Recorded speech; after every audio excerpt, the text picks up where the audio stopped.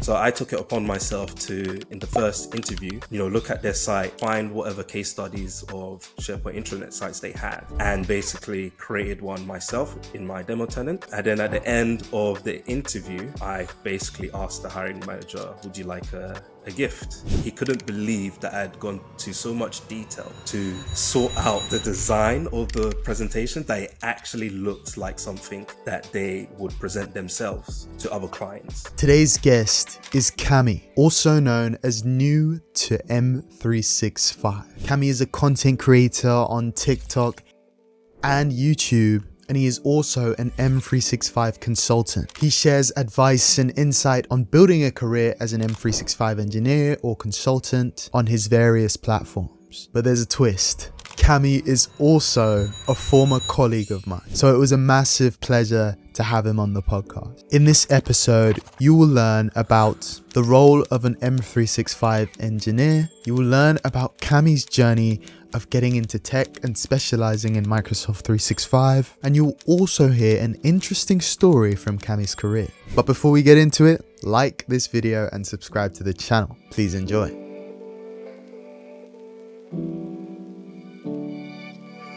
You are an M365 engineer, and I want to understand a little bit more about that. So what do you do as an M365 engineer? Yeah, so basically, as a M365 engineer, we mainly work in the M365 cloud. I don't know if your users know this, but there's three different types of cloud. So there's the Dynamics cloud, there's the Azure cloud, and then there's the M365 cloud. So we predominantly work in the Microsoft 365 cloud. And what we do is a lot of different projects, being able to configure and secure the cloud for our clients. So that could include different products and services like SharePoint, Intune, a few projects in Purview or Defender. The list can go on. So yeah, pretty much that's what we do. Amazing. A really good overview. And I know you create lots of content, like helping people to understand the area of M365 and people who are new to M365. On your page, New to M365, like that's the name, right, Yeah. guys? That's the name of it. Cool. So I wanted to understand a little bit more about your story and your journey in tech, and getting to where you are now. So tell me a little bit about that. And I also want to know the biggest challenge that you faced on that path to getting to this point. Yeah, that's good. So yeah, it's been a long story, a long journey. But Mm. essentially, how I started is, funny enough, working at Microsoft within the retail sector. So I don't know if anyone knows, but there's a Microsoft store or experience center in Oxford Circus in London. So I started off there in 2019, just as a part-time job, pretty much just selling, Office and Surface devices to the customers, to the public. But being in Microsoft, I was able to learn a lot of different things, about Azure. Being in a company, there's a lot of different resources that you get and you are open to. So I actually had a friend who, you know, got me into certifications. So the first one I started was the AZ900. And that's pretty much how my journey began, doing that certification, getting that under my belt. And then I did a few other ones. And then pretty much after that, I was able to then start, going for different types of roles on LinkedIn. So that's what I started to do. And I was lucky enough to end up being a Microsoft 365 engineer at the company that we both worked at. And one of the things that they, said in terms of taking me on was specifically because I had the AZ900 and the MS900. So yeah, that's how that started. But the biggest challenge for me, I guess, is probably the amount of learning that I had to do. A lot of late nights, a lot of early mornings, just, yeah, constant learning basically. So yeah. Amazing journey. And yeah, funny enough, like just being able to see that journey at different points, and to even just like chat with you about some of this stuff. Um, yeah, very similarly, when I got into said company that we both worked at, it was this the fact that I had, done a level of, the training, even though it was like very fundamental and foundational stuff that kind of helped me get in ahead of other candidates who hadn't done that. Um, and I feel like it was a really great experience for me. I worked at this place for about 10 months, and I feel like I was able to develop so much, learn a lot, Yeah, and thankfully, like move on as someone who's built up a level of training and understanding of Azure and also so many other areas because of the nature of, it was an MSP. So the nature of an MSP and the different projects you're able to, get involved in and work on, yeah. which is really cool, really cool. And so tell me about, the certification journey. How do you like feel and value certifications on your journey? Or if you are recommending them to someone else, where would you say they should sort of start?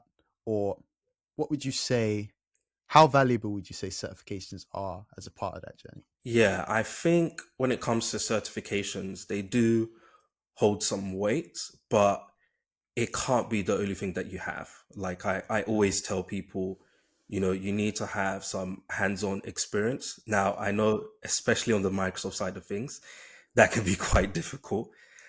mm, But yeah, definitely being able to do like a few projects, whether if you get the business premium trial license and play around in there, whether you're a student and you get the Azure credits.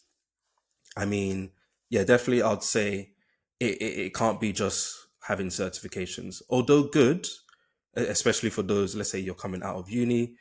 Um, some people are just going to have just a university degree, and so you would be above them when you have a certification. But yeah, I would say, especially in this job market, you definitely need more than that. mm. Yeah, definitely, and definitely agree with that. Um, it's really great to hear more about your journey and like how far you've come.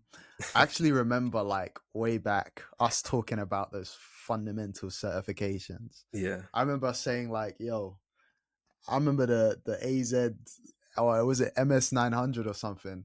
We were talking like we should be able to like study for this in one day and yeah, pass it, like like yeah, that type of stuff. And it's great to see like I love to see like the journey of people and even like the network we have of people we know, and we're still in contact and linking up and seeing each other at events and stuff, yeah, and it's always good memories yeah, for definitely. sure. For sure. So tell me a little bit about your plans and your sort of journey. I mean, where do you see yourself in the next 5 years? And what sort of progression or what's the trajectory that you'd ideally look at and see fit for your journey? I think for me, maybe unlike some other people, I like working. So definitely continuing to be like a Microsoft 365 consultant or whatever role Mm, that I'm going to be in, working on 365 projects. But yeah, definitely to continue my learning. And again, like you mentioned, in terms of like the videos and the channel that I have on TikTok, I really started that because I wanted to basically help people who were new to Microsoft 365, whether they, already had a job and they were new at it, or they wanted to get into Microsoft 365 cloud as a whole thing. And so that's why I created that channel. So in terms of like the next 5 years, I want to do a lot more when it comes to that channel. yeah, I want to be able to help more people, do more things, have more resources. So that's pretty much where I do see myself in, like 5 years time, growing that channel, and also growing as a consultant as well. amazing, amazing. And so, do you see yourself moving from that consultant role into any other like areas, or would you just say like senior in that role? Or Yeah. because because when I kind of look at trajectory when I was just working as an engineer for the past like almost 3 years, and then I'm thinking like, what is next? Because you know, a lot of the times it's like you work as an engineer, you do the implementation and all of that Yeah. stuff, and then you become an architect and you start to do the planning and the work around it, or you go into like management stuff or Yeah. product ownership or whatever the case. So, are you someone who sort of values being the sort of on ground person, doing the work, and that's kind of what you want to continue to do? Yeah, definitely. Yeah, I definitely want to continue being like more of the on ground type of person. Mm, Um, don't really see myself too much as a manager. Um, fairs. but I'm quite new still. I've only been 2 years into this journey, which Mm, I'm even amazed myself how I even got here in the first place. yeah, But honestly, you know, the future holds a lot of things. So I could change my mind and say, do you know, I want to yeah, be a manager. But I think for now, it's definitely getting hands on with the products and the services themselves and being that on ground person to, help my clients basically. So yeah, amazing, possibly a senior consultant role. amazing, really cool, and good to see that you have kind of like a focus and know where you're going on that journey. Now, I want to ask you something that is really on the minds of loads of people. Lots of people in the audience can get a lot of value from your answers and your advice on this question. Yeah. I want to ask about sort of the job search process. I know you recently changed jobs. When I say recently, I don't know. It's probably like six months ago or something. Yeah. Um, but I know you changed jobs not too long ago. In the current market, I guess. And I wanted to ask for you, what is the best way to approach the job search in this current market? And what tips would you give to those people who are struggling with it or who are about to go on that job search journey in this tech market? Yeah. So for me, well, I can only speak for me mainly, Of course. but what I've done basically is, basically starting off with LinkedIn. So making sure that my LinkedIn is, up to date, has been optimized. I have my skills in there, my experience, I have a good headline, a good headshot, a good background cover, all of those type of things are really important. And what Mm, that's even allowed me to do is, I guess get into this, what is called hidden market, if that makes sense, on LinkedIn, where mm, basically recruiters come to you. And that's been happening since pretty much 2, 3 months in from when I was a Microsoft 365 engineer. So it does play a part when you do, sort out your LinkedIn, make sure it's optimized and stuff like that. So I would start there. I guess the second step is making sure your CV is, up to scratch. I see a lot of things that when I read over people's CVs, stuff like the email with, I don't know, it looks like a, I don't know, Xbox gamer tag instead, and it's not professional. So, yeah, making sure that type of stuff is cut out and making sure that, you order your CV in a particular way, mm, and make sure you have in your experience section your impact metrics. You can't just say, oh, do you know what? This is what I've done. You need to show the impact of what you've have mm, done, include, numbers, metrics. So that's what I'll do with my CV. And then let me think, what else did I do? Pretty much when it comes to the interview process, I would say making sure that you stand out. So even this recent job move, one of the things I did was really get myself to understand who this company is, what do they do mm, day in, day out. So they mainly work on, the experience side of Microsoft 365. So Teams, Viva, SharePoint, those side of things. right. And pretty much their bread and butter is SharePoint intranet sites. So I took it upon myself to, in the first interview, to look at their site, find whatever case studies of SharePoint intranet sites they had, and basically created one myself in my demo tenant that looked quite similar, so that they know I didn't copy the image. And then at the end of the interview, I basically asked the hiring manager, "Would you like a gift?" And they were, I guess, pretty much puzzled at first. But Wow. then I showed them the internet site, and it kind of explained, okay, this is I've seen that this is your main bread and butter, and so I wanted to let you know that I can, deliver this already, if that makes sense. So that made me already a a high candidate over everyone else.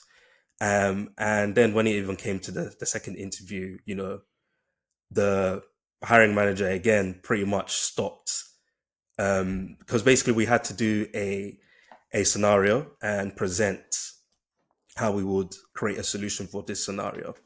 So I had to create a presentation, and he basically stopped the interview, um, pretty much by the second slide, because he couldn't believe that I had gone to so much detail to sort out the design of the presentation that it actually looked like something that they would present themselves to other clients.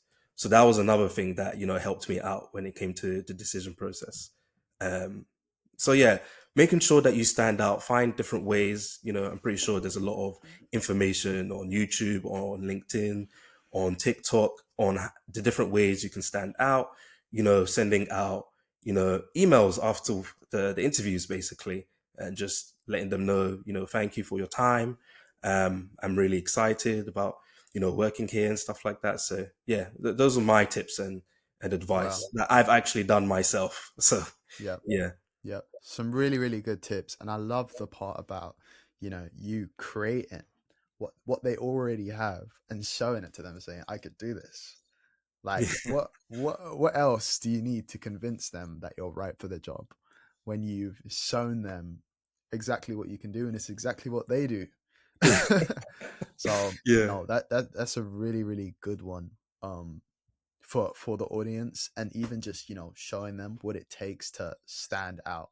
um I can only imagine what it would have been like for your hiring managers Yeah. seeing that, um and feeling like, man, we've got to get this guy, like this guy knows what he's doing. Yeah. Clearly he's shown that. So really, really cool, really cool. And we have some big news. It's been a long time coming, but the tech certified community is finally live on Discord. This is a space where tech professionals and aspiring tech professionals have come together. Imagine a space where you can ask questions, share ideas, and learn something new every day from different people. The community is growing fast. There's so much collaborative learning going on. We're having weekly video calls. And the best part about this community is that it is completely free. So what are you waiting for? The link is in the description of this video. Go and join the tech certified community. Let's get right back to the podcast. Let's move on into this question. Kind of just another general one, and bits of advice for the audience again. What advice would you give to someone interested in breaking into tech in general, or whether it's, you want it to be more specific to, cloud and M365? What advice would you give for anyone trying to break in, apart from, what you said already, or if you want Yeah. to add that in? Step by step, how would you go about that? Okay. So for me, essentially what I did was I created, well, this is going to sound weird, but I created a separate TikTok account from my personal one. And the decision of doing that was specifically because I thought to myself, we scroll through social media every day. Information is coming at us. Why Mm. don't I basically make a tailor-made version of that where I get specifically tech content coming to me? Because as someone who's, trying to get into tech, you may not know exactly what you want to do in tech. So I created that um, separate TikTok account, which is now ended up being new to Microsoft 365. But I basically started to follow different tech curators, and I didn't do it for only just the ones that are specific to Microsoft 365 or Azure. I followed different people within different industries and different disciplines, some in cybersecurity, some who are software developers, others who are in project management, basically anyone that was in tech. I try to follow them so I can get a bit more advice, so I can understand how they got into tech, because they also show tips and tricks themselves. And so that's how I got tailored information coming straight to me. And then from that, I was able to then put those things into practice myself. So stuff like the LinkedIn, stuff like, sorting out your CV, making sure you are practicing, doing interview questions, and making sure that you do stand out. Those are the things that I did. So if I was to, say to anyone who is trying to get into tech, definitely use social media to your advantage. I know there's a lot of people may say, "Oh, do you know what? Shut everything off." But sometimes that advice may not work for everyone. So here's me giving different advice. I think you should create another social media account, whether that's on YouTube, Instagram, TikTok. There's a lot of information out there. So that's what I would, well, that's what I did do. But I suggest people to do that. Yeah. Mm, that's a really good one. I was actually thinking about this the other day. It was like I was given a keynote speech to um, younger people. Their age ranged from like 16 to 21. Yeah. And, I was talking a little bit about social media.